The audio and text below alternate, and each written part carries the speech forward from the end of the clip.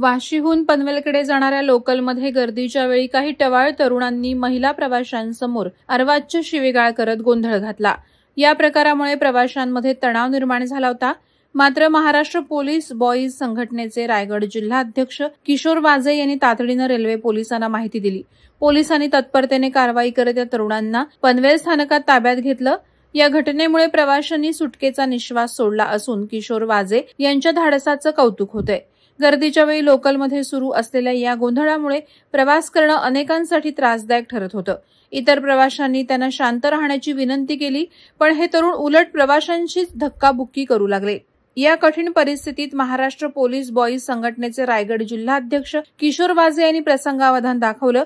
त्यांनी लगेच Panvel railway police ठाण्याचे वरिष्ठ निरीक्षक विजय तायडे यांना या घटनेची माहिती दिली।